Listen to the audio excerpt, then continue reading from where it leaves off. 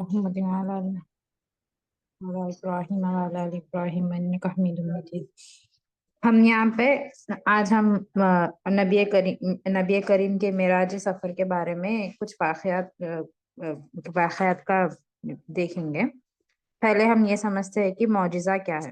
معجزہ یہ ہے کہ نبوت کی دلیل ہوتی ہے۔ معجزہ نبوت کی دلیل ہوتی ہے، جیسے کہ ہر قوم کو کوئی نہ کوئی چیز کا فخر ہوتا ہے، تکبر فخر کے مطابق ہر قوم کو گھمنڈ کے مطابق اللہ تعالیٰ اپنے اپنے نبی کو ایک معجزہ عطا کرتے ہیں۔ معجزہ ایسی چیز ہے جو ہر عام انسان کوئی بھی چیز نہیں کر سکتا۔ معجزہ ایسی چیز ہے جو اللہ تعالیٰ کے کریم سے ہوتی ہے، جیسے کہ کوئی بھی چیز ہے، اب جیسے کہ کھانا ہے جو ایک انسان کو کھانے کے لیے کافی ہوتا ہے، لیکن اللہ تعالیٰ نبی کریم کو ایسے واقعات سے اب ہمیں سمجھاتے ہیں کہ معجزہ دیتے ہیں کہ وہ ایک کھانے والی چیز کو بے حساب لوگ کھا جاتے، کھانے کے لائق بناتے ہیں، اس میں اللہ تعالیٰ اتنی برکت دیتے ہیں۔ وہ چیز کوئی عام انسان ایسا نہیں کر سکتے۔ اللہ تعالیٰ وہ معجزہ اللہ تعالیٰ نبی کریم کو عطا فرماتے ہیں ان کو پہچان کرنے کے لیے۔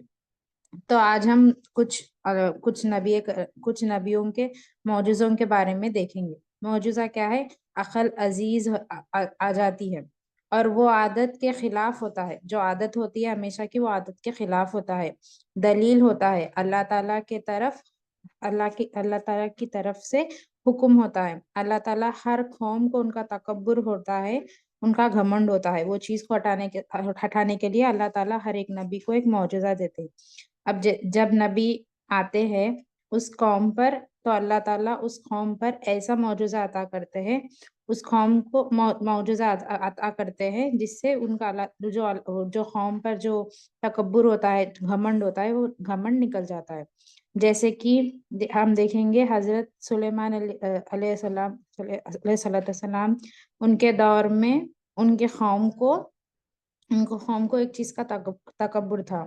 ان کے قوم پتھر پر اپنے مکانات بناتے تھے، مضبوط مکانات بناتے تھے اور خوبصورت مکانات بناتے تھے۔ وہ قوم کو، ان کے لوگوں کو اس چیز پر بہت زیادہ فخر تھا، بہت زیادہ گھمنڈ تھا کہ وہ پتھر سے بہت خوبصورت چیز بناتے تھے۔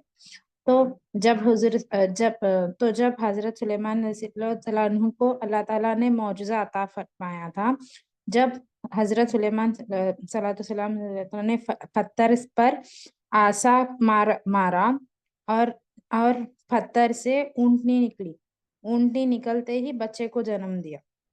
وہ قوم اونٹنی جیسے نکلی اور وہ اونٹنی نے بچے کو جنم دیا۔ اور یہ ان کے جب قوم تھا، وہ قوم کے پاس صرف یہ چیز کا فخر تھا، وہ قوم کے پاس کوئی اور چیز نہیں ہوتی تھی۔ بس وہ قوم کو یہ معلوم تھا کہ وہ پتھر سے اچھے اچھے مکانات بنا سکتے، گھر بنا سکتے۔ جب اللہ تعالیٰ نے ایسا معجزہ عطا کیا سلیمان رضی اللہ تعالیٰ عنہ کو، تو وہ قوم کا گھمنڈ اور جو تکبر تھا وہ ٹوٹ گیا۔ اور جیسے کہ ہم حضرت موسیٰ علیہ السلام ان کے دور کے معجزے کو دیکھیں گے۔ ان کے دور میں جادوگری کا بہت عروج تھا، جادوگری بہت ہوتی تھی ان کے قوم کے لوگوں میں۔ تو اللہ تعالیٰ نے حضرت موسیٰ علیہ السلام کو معجزہ عطا فرمایا۔ جب آسا سے جادوگر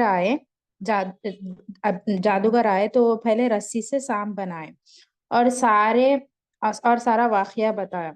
حضرت موسیٰ صلی اللہ علیہ وسلم کو اللہ تعالیٰ نے معجزہ عطا کیا، تو اور جب اپنے آزدے کے کپڑے، تو وہ آسا بن گیا۔ پہلے آسا کو ازدہ بنائے اور سارے سانپوں کو نگل لیا، اور جب آپ صلی اللہ علیہ وسلم موسیٰ علیہ السلام نے آزدے کو پکڑا تو وہ آسا بن گیا۔ تو وہ ایسا چیز پلٹ گئی کہ جو پہلے جیسی تھی ویسی تھی، نہ وہ چھوٹی ہوئی تھی نہ وہ بڑی ہوئی تھی۔ ایسے چیز اللہ تعالیٰ بتائے۔ نیکسٹ حضرت عیسیٰ علیہ السلام کا واقعہ دیکھیں گے۔ ان کے دور میں ان کے قوم کے لوگوں کو میڈیکل سائنس کا بہت زیادہ عروج تھا، تو وہ لوگ کہتے تھے کہ ہم لوگ میڈیکل سائنس سے بہت زیادہ سب کچھ کر سکتے ہیں، ہم بہت آگے چلے گئے، ان کو وہ چیز کا بہت زیادہ گھمنڈ تھا۔ تو وہ یہ سوچتے تھے کہ ہم تو میڈیکل سائنس کر لیے تو ہم ہر چیز کر سکتے، مگر وہ لوگوں کے پاس 3 چیز کا آج ہی نہیں تھا۔ ایک تھا کہ وہ مردہ کو کبھی زندہ نہیں کر سکتے تھے، اندھے کو کبھی آنکھ کی روشنی نہیں دے سکتے تھے، اور کوڑی کا علاج نہیں کر سکتے تھے، کوڑی کا علاج ان کے پاس نہیں تھا۔ تو اللہ تعالیٰ نے حضرت عیسیٰ علیہ السلام کو معجزہ عطا کیا، ان کے معجزہ آ گئی، انہوں نے عیسیٰ علیہ السلام نے مردے کو زندہ کر دیا، اندھے کو بینا کر دیتا ہے، بینا کر دیے تھے، اور کوڑے کو ہاتھ لگاتے ہی ان کو شفا ہو گیا تھا، اور مٹی سے پتلا بناتے پرندہ بناتے تھے، اور جیسے کہ جب پھونک مارتے ہی پتلا زندہ ہو جاتا اور پرندہ اڑنے لگتا۔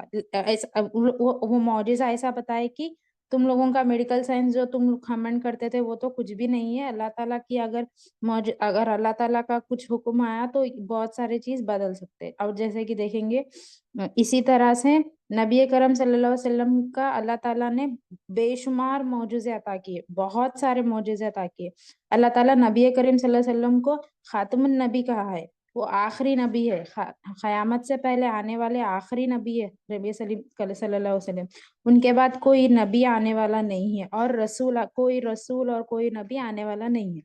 تو اللہ تعالیٰ نے کثرت سے نبی کریم صلی اللہ علیہ وسلم کو معجزے عطا فرمائے، اور آپ کو جو معجزے، اور آپ صلی اللہ علیہ وسلم کو اللہ تعالیٰ نے جو معجزے عطا کیے وہ دور کے فقر کو توڑتے اور نظر عطا توڑنے کے لیے عطا کیے۔ جو بھی دور آئے گا اس کا کوئی نہ کوئی فخر ہوگا، ہر ایک دور میں ہر ایک قوم میں کوئی نہ کوئی چیز کا فخر ہوتا، تو نبی کریم صلی اللہ علیہ وسلم کو بہت سارے معجزے عطا کیے جس سے کہ وہ فخر ٹوٹ جائے۔ جب نبوت کی شروعات تھی، اب ہم دیکھیں گے کہ نبی کریم صلی اللہ علیہ وسلم کو کون سے معجزے عطا کیے گئے۔ پہلے تو جب نبوت کی شروعات تھی تو جب اس دور میں عرب کے لوگوں کو اپنی زبان پر بہت زیادہ فخر تھا، وہ لوگ بولتے، ان کے زبان کو بہت زیادہ فخر تھا، تو وہ زبان، وہ اپنے آپ کو عرب کہتے مطلب بہت اچھا بولنے والے، اور آرام یعنی ان کو عرب یعنی ان کو زبان والے کہتے تھے، اور جو لوگ بے زبان تھے ان کو عجب کہتے تھے، ان کو اپنی ان کو وہ چیز پہ بہت زیادہ فخر تھا۔ تو وہ قوم کون سا تھا؟ وہ زبان کا دور تھا، تو وہ دور میں بیانات کا دور تھا، وہ دور کیا تھا؟ وہ شاعریوں کا دور تھا۔ اس دور میں اللہ تعالیٰ نے ان کے فخر کو مطابق، ان کے فخر جو تھا، جو زبان کا ان لوگ کو جو فخر تھا، ان کے مطابق اللہ تعالیٰ نے ان کو زبان پر قرآن مجید عطا فرنے کا معجزہ دیا۔ وہ پورے عرب والوں ان کو قرآن مجید ان کے زبان پر دیے، اور اللہ تعالیٰ نے کہا کہ یہ پورے عرب والوں کو چیلنج دیے کہ ایسی آیت جو تم لوگ کہتے تھے کہ تمہارے زبان کا تمہیں بہت زیادہ فخر تھا نا، تو ایسی آیت مجھے لا کر دکھاؤ۔ تو وہ قوم کو جس کو زبان پر اتنا زیادہ فخر تھا، وہ ایک آیت نہیں پیش کر سکے جو اللہ تعالیٰ نے نبی کریم صلی اللہ علیہ وسلم کو بتائے تھے قرآن مجید سے۔ اللہ تعالیٰ نے نبی کریم صلی اللہ علیہ وسلم کو بہت سارے معجزے عطا کیے، اور ان سب معجزات میں سے 2 معجزات تھے، اللہ تعالیٰ بہت سارے معجزات نبی کریم صلی اللہ علیہ وسلم کو عطا کیے، وہ سب معجزات میں سے دو سب سے بڑے ہیں، ایک ہے قرآن مجید اور دوسرا ہے معراج النبی صلی اللہ علیہ وسلم کی معراج النبی۔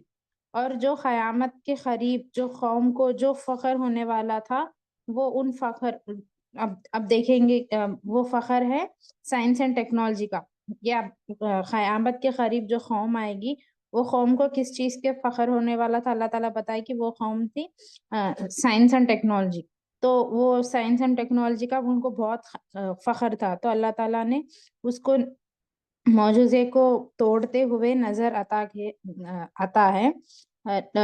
یہ واقعہ ہے معراج نبی کا، ہم آگے چل کے دیکھیں گے کہ معراج النبی کا واقعہ کیا ہے۔ تو معراج النبی کا واقعات اللہ تعالیٰ آپ صلی اللہ علیہ وسلم کو اپنے پاس بلائے، معراج کا سفر فرمائے. تو اس میں مسجد حرم سے مسجد اقصی تک آپ صلی اللہ علیہ وسلم نے براق پر سیر کیا. وہ براق اور جب وہ براق پہ سیر کیا اور وہ براق کی رفتار اتنی زیادہ تھی کہ وہ ہم سوچ بھی نہیں سکتے. 1000 کلومیٹر پر آر کی جب رفتار سے ہم دیکھتے تو ہم ڈر جاتے. اس سے بھی زیادہ سینکڑوں میل سے سپیڈ سے جانے والا رفتار تھا. براق کی رفتار میں نبی کریم صلی اللہ علیہ وسلم نے مسجد حرم سے مسجد اقصی تک کا سفر طے کیا. اور اب جب ہم دیکھیں گے کہ اتنے زیادہ رفتار سے ہم جاتے تو ہمارے آس پاس ہم جو بھی چیزیں دیکھتے تو وہ ہمارے کو سمجھ میں نہیں آتی. اتنا زیادہ رفتار سے ہم گزرتے تو ہمارے آس پاس جو بھی چیز دکھتی وہ تو ہمیں صاف نظر نہیں آتی. لیکن اس رفتار میں جاتے ہوئے بھی حضور صلی اللہ علیہ وسلم نے حضرت موسیٰ کو خبر کے پاس گزرا دیکھا اور وہ خبر میں کھڑے ہو کر نماز پڑھ رہے تھے. تو نبی کریم صلی اللہ علیہ وسلم نے وہ دیکھا اور حضور وہاں پہنچے. وہاں مطلب مسجد اقصی میں حضور پہنچے. وہ مسجد اقصی میں حضور صلی اللہ علیہ وسلم پہنچنے سے پہلے ہی وہاں پہ موسیٰ پہنچ گئے تھے، حضرت موسیٰ پہنچ گئے تھے. تو ہم اب یہ سوچیں کہ شاید حضرت موسیٰ جو ہے 2 جگہ پہ ہوں گے، شاید وہ وہاں پہ دکھے اور یہاں پہ مسجد اقصی کے پاس ہوں گے. یا نہیں تو ہمارا یہ سوچ جاتا ہے کہ شاید انہوں پہلے صلی اللہ علیہ وسلم سے پہلے چلے گئے تھے. لیکن حضور صلی اللہ علیہ وسلم تو اپنی رفتار پہ نہیں جا رہے تھے، وہ تو برق کی رفتار سے جا رہے تھے. اور حضرت موسیٰ صلی اللہ علیہ وسلم جو جا رہے تھے وہ اپنی نبوت کی رفتار سے جا رہے تھے. اس کا مطلب یہ ہے کہ نبوت کی رفتار برق کی رفتار سے بھی بہت زیادہ ہے. تو حضور صلی اللہ علیہ وسلم پہنچنے سے پہلے ہی حضرت موسیٰ وہاں پہ پہنچ گئے تھے. اور نیکسٹ وہاں یہ تو فرسٹ والا ہو گیا، فرسٹ مرحلے کا تھا. اب نیکسٹ دوسرا مرحلے میں حضور صلی اللہ علیہ وسلم مسجد اقصی سے لے کے پہلے آسمان تک کا سفر طے کرنے. وہ طے کرتے وقت ان کے پاس ایک نور کی ایک سیڑھی تھی. وہ جو نور کی ایک سیڑھی سے وہ وہاں کا سفر طے کرے، وہ براق کے رفتار سے بھی زیادہ تھی. یہ تو دوسرا مرحلہ ہو گیا. تیسرے مرحلے میں حضور صلی اللہ علیہ وسلم پہلے آسمان سے لے کے 7ویں آسمان تک کا سفر طے کیے. وہ سفر کس کے ساتھ؟ فرشتوں نے پورا کیا. حضور صلی اللہ علیہ وسلم کا وہ سفر پہلے آسمان سے لے کے 7ویں آسمان تک فرشتوں نے پورا کیا. یہ ہو گیا تیسرا مرحلہ. اور اب جب چوتھا مرحلہ 7ویں آسمان سے لے کے سدرا تک، وہ کس کے ساتھ طے کیے؟ جبرائیل کے ساتھ. جبرائیل نے پورا کیا اور یہ چوتھا ہو گیا. پھر آخری جبرائیل سدرت وہاں پہ پہنچ کے بولے کہ میں یہاں سے آگے تو نہیں جا سکتا، اگر میں یہاں سے آگے چلا گیا تو میں یہاں سے جل جاؤں، میرے پر وہ سب جو بھی ہے وہ جل کے راکھ ہو جائیں گے، میں یہاں سے آگے نہیں جاؤں گا. تو حضور اکرم صلی اللہ علیہ وسلم کو ایک سبز نوری تخت لایا گیا. وہ کیا تھا؟ رف تھا. یہ رف کی رفتار ہر مرحلے کی رفتار پچھلے مرحلے سے بہت زیادہ تھی. ہر مرحلے کی رفتار جو اس سے پہلے والے مرحلے سے بہت زیادہ تھی. تو اس پر بیٹھ گئے، وہ رف پر حضور صلی اللہ علیہ وسلم بیٹھ گئے، تشریف فرمائے اور وہاں سے آگے بڑھے. وہ رف بھی بہت زیادہ ہو گیا تھا. اس سے آگے جانے کی کسی کو بھی حکم نہیں تھا. تو حضور صلی اللہ علیہ وسلم نے اپنا راستہ طے کرنا شروع کیا.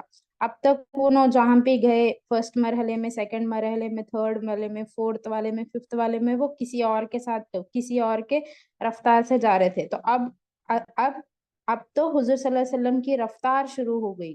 ان کی رفتار سب جتنے بھی 5 مرحلے تھے ان کو سب ملا کے ان کا ایک قدم وہ سب مرحلے کے برابر تھا. مطلب اتنی زیادہ تھی اپنے حضور صلی اللہ علیہ وسلم کی رفتار. پھر وہ وہاں سے اتر گئے، رف سے اترے اور اپنا شروع کرے تو ان کو آواز آئی پھر آواز آئی کہ پیارے کیوں رک گئے ہو، آ جاؤ۔ تو ڈرتے ڈرتے جھجکتے آگے بڑھے کہ ان کو ڈر کیوں تھا؟ جلال و ہیبت کا معاملہ تھا، جمال و رحمت کا ابھر تھے۔ پھر آگے آواز آئی حضور آگے بڑھیے، مطلب ایک قدم آگے رکھے۔ وہ ایک قدم کتنا تھا؟ یہ 5 مرحلے کو جتنا بھی ہم ٹوٹل کرے وہ ایک قدم ان کا اتنا برابر تھا۔ پھر آگے ایک قدم رکھ کے پھر وہ رک گئے، پھر آواز آئی حضور آگے بڑھیے، تو پھر ایک قدم آگے بڑھائے۔ وہ اتنے قدم، وہ ایک ایک قدم ویسا کر کے حضور صلی اللہ علیہ وسلم نے 70,000 ٹائمز، 70,000 بار ان کو آواز آئی کہ اے محمد آگے بڑھیے، کریم و احمد، آواز آتی گئی، انہوں ایک ایک قدم آگے بڑھتے گئے، کریم و احمد ایسے آواز آتی گئی، انہوں 70,000 بار آواز آئی اور ان کا وہ سفر طے ہوا۔ تو اللہ تعالیٰ فرماتے ہیں کہ یہ جو انہوں حضور صلی اللہ علیہ وسلم سے معراج کا سفر فرمائے، تو یہ سفر اللہ تعالیٰ اسے سفر نہیں کہتے، اللہ تعالیٰ تو اسے سیر کہتے ہیں۔ تو اگر سیر کہتے ہیں، اللہ تعالیٰ اتنا سب کرنے کے، اتنا زیادہ رفتار، اتنا زیادہ وہ سب کرنے کے بعد بھی اللہ تعالیٰ اس کو سفر نہیں کہہ رہے، اس کو اللہ تعالیٰ معراج کی، حضور صلی اللہ علیہ وسلم کی سیر کہہ رہے ہیں۔ وہ سیر کیوں کروائی گئی؟ تو قدرت کی نشانیاں بتانے کے لیے، جو اللہ تعالیٰ ان کے حبیب کو، ان کے پیارے کو، ان کے سب چیز، ان کا جو بھی اللہ تعالیٰ کی قدرت ہے، ان کے جو نشانیاں ہیں وہ سب بتانے کے لیے اللہ تعالیٰ نے سیر کروایا۔ اس کے بعد دیکھیں گے کہ معراج کے واقعے کے بعد جب حضور صلی اللہ علیہ وسلم واپس آ گئے سفر معراج کے بعد، جب واپس آئے تو دیکھے کہ باہر ایک کمزور کنیز بیٹھی ہوئی تھی، ان کے ہاتھ میں ایک آٹے کا تھیلا تھا۔ تو وہ حضور صلی اللہ علیہ وسلم ان کے پاس گئے، وہ کون سا ٹائم تھا؟ سفر معراج ہونے کے بعد تھا۔ تو ان کے پاس گئے اور پوچھے کہ تم یہاں پہ کیوں بیٹھی ہو؟ تو کنیز کیا تھی؟ وہ کنیز بولی تھی کہ میں غیر مسلم کی مالک ہوں، غیر مسلم کی وہ کیا بولتے، غیر مسلم کی سرونٹ ہوں، اور میرے مالک کا حکم تھا کہ میں چکی میں آٹا پسوا کر لے کے آؤں۔ وہ اتنی کمزور تھی وہ کنیز، اتنی کمزور تھی کہ اس کے چلنے کے لیے بھی، اس کو چلنے کا بھی ہمت نہیں تھا۔